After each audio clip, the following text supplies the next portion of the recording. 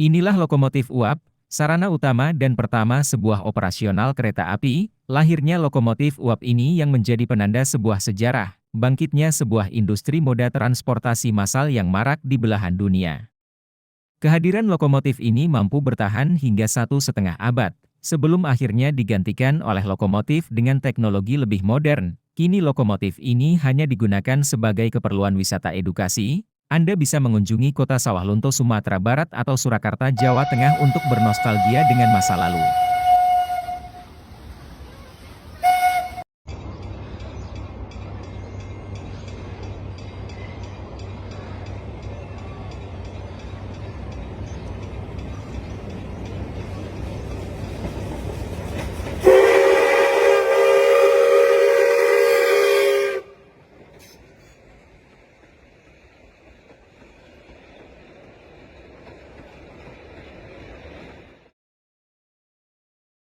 Beginilah cara kerja lokomotif. Lokomotif memiliki 3 bagian penting. Pertama, kotak api atau firebox, beserta pipa-pipa kapiler. Keduanya disebut sebagai boiler. Dalam firebox dimasukkan bahan bakar, baik itu kayu atau batu bara yang dibakar. Hasil panasnya akan membuat air yang ada di pipa kapiler memanas hingga menjadi uap.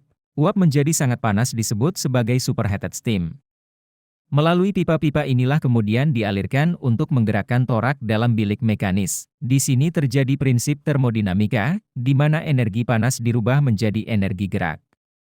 Torak bergerak, serta membuat tungkai-tungkai besi yang tersambung ke roda kereta api ikut bergerak.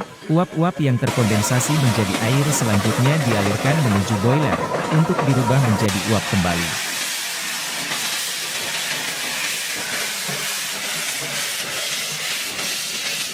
Panas yang dihasilkan bisa mencapai 300 derajat Celcius dengan besar tekanan di atas 200 psi atau 13,7 atmosfer. Jangan pernah meremehkan uap sangat panas ini, karena dia juga mampu memutar turbin pembangkit listrik tenaga nuklir atau uap yang beratnya bisa mencapai ratusan ton.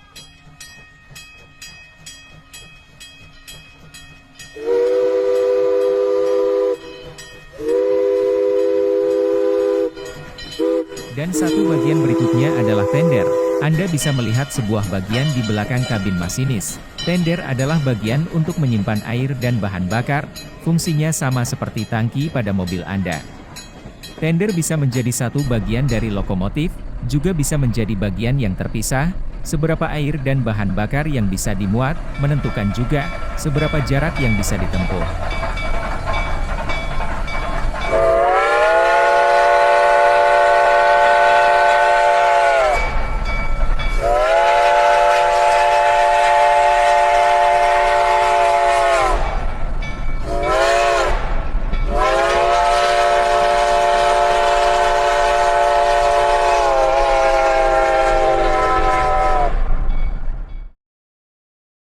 Yang disebut sebagai mesin Travetik, dibuat oleh seorang insinyur pertambangan Richard Travetik pada tahun 1804. Mesin ini hanya mampu menggerakkan dirinya, dan para ahli sejarah sepakat bahwa inilah cikal bakal model lokomotif yang pertama.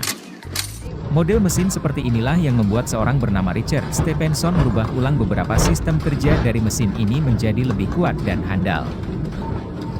Sehingga pada tahun 1916 George mengembangkan lokomotif awal bernama Teblat. Sayang lokomotif ini tidak bekerja sesuai harapan.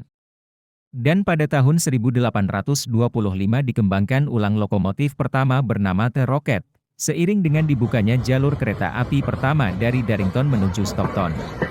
Kesuksesan inilah yang membuat George Stephenson untuk membuka jalur kereta api pertama yang berpenumpang, dari kota Manchester ke Liverpool pada tahun 1826.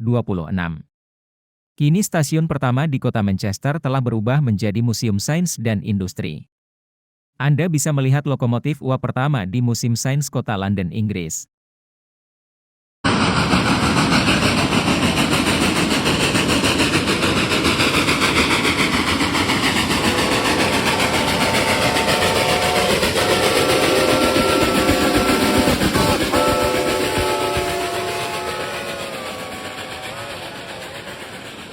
Revolusi industri yang melanda Inggris turut mengubah semua lini kehidupan, jalur kereta api tidak hanya antar wilayah, bahkan dibangunnya rel kereta api antar negara juga benua, modernisasi lokomotif terus terjadi, lokomotif pun mengalami transisi. Perubahan terjadi karena kemajuan teknologi. Inilah The Big Boy, sebuah lokomotif terbesar dan terberat yang pernah dibuat manusia, dalam sebuah sejarah. Lokomotif ini mempunyai panjang 40 meter dengan berat hampir 250 ton, 3 kali lebih besar dari rata-rata lokomotif yang beroperasi di Indonesia saat ini. Lokomotif ini yang menjadi gong meredupnya lokomotif uap, yang akhirnya tergantikan oleh lokomotif diesel dan listrik. Dan terima kasih kami ucapkan telah menyimak video ini hingga purna.